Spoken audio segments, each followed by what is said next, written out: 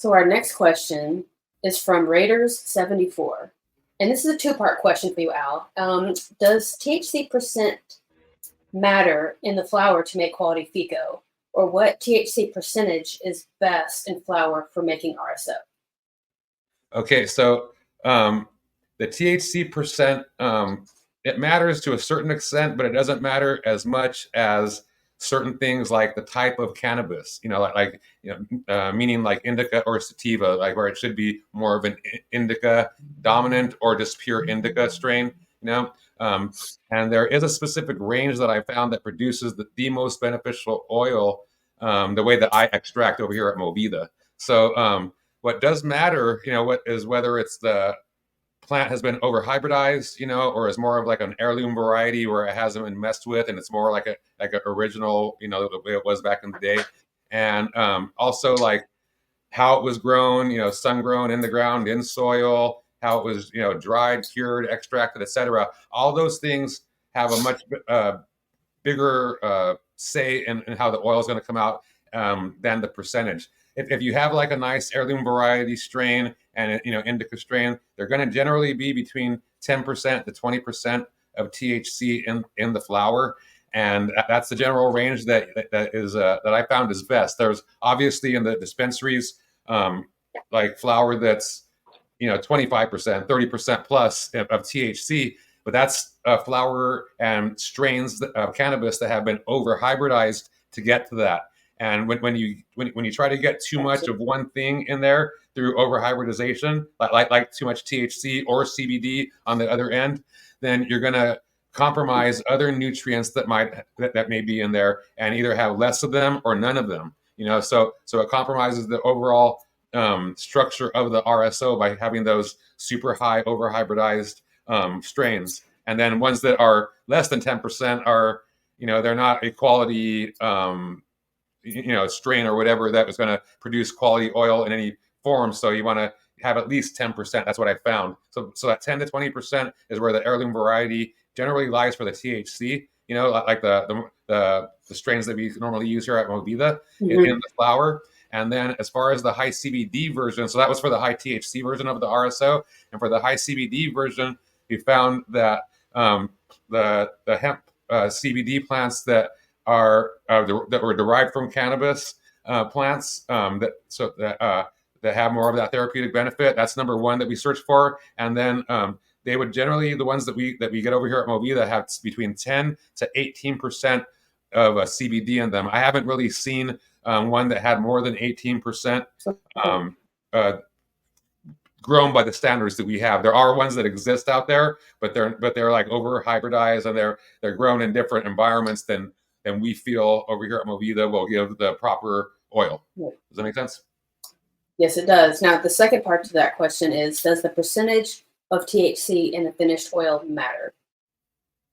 Yes, it definitely matters. So if it's too low, then there's contaminants that could be in there and that are most likely in there, right? Like, so if you have like a one that has cannabinoids or THC that's 40%, let's say, there's going to be a whole lot of other junk in there to fill the void of where those percentages of THC should have been.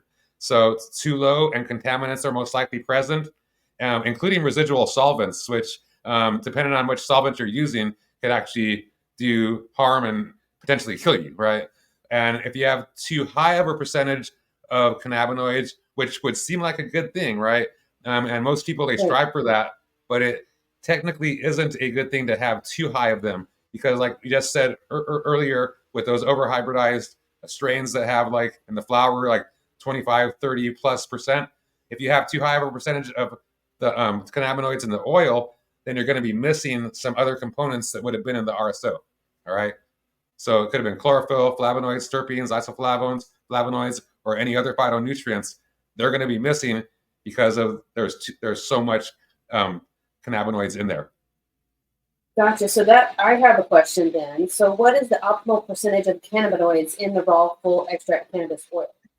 Okay, so that's a really good question. So for the high THC RSO, what I've found over the years, for over a decade of doing this specific oil, is 62 to 72% THC in the oil, like when you test it, the raw oil, it has 62 to 72% of THC, active THC in there, and then up to 10% of other cannabinoids. So there's like I just mentioned, there's like 113 plus cannabinoids. So there could be CBD, CBG, CBC, CBN inside of there, and all of those added up together can be like right around anywhere from usually like at least 3 or 4% up to about 10% in really quality oils. And then on the high CBD version, it's almost the same as that 62 to 72%, but it's a little bit lower. It's 60% to 70% of CBD, active CBD in the oil. And, so active meaning the acid molecule has been taken off, of it. So it's been decarboxylated. And that's what makes the THC psychoactive. But CBD also has an acid molecule on it, so you could decarboxylate it as well, and even though it's not psychoactive, and there's 60 to 70% CBD, and then there's 4 other cannabinoids that we over here at Movida look for and must be present in the flower, and then must be present at certain percentages in the raw oil, in order for us to carry it basically and utilize it for myself and for clients, right? So it's not just the total cannabinoids, but there's 4 specific ones, which are there's a CBD actually, which is, so there's 5 cannabinoids that we look for. The CBD, which is that 60 to 70%, and then a minimum of 2% of CBG, CBC, CBN, and THC. Okay, so those 4 cannabinoids, there must be a minimum of 2% in the final raw oil. Okay, and naturally occurring. We can't, like if it's just under on certain ones, we can't add in from external like CBC or THC sources like an isolate to boost it back up.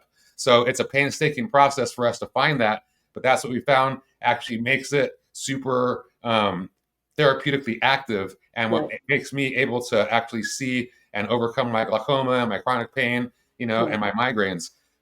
When we were just haphazardly doing it and just checking for certain percentages of the CBD and not paying attention to those other 4 cannabinoids, we would have like mixed results.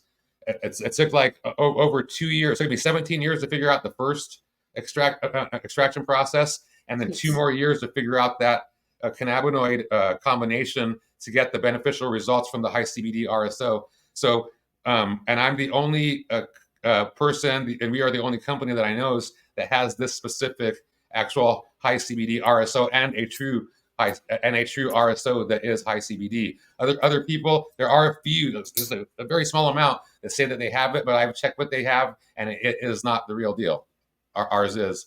And so again, just to reiterate, high THC RSO should have 62 to 72% THC in it, and up to 10% other cannabinoids to be beneficial from what we have found.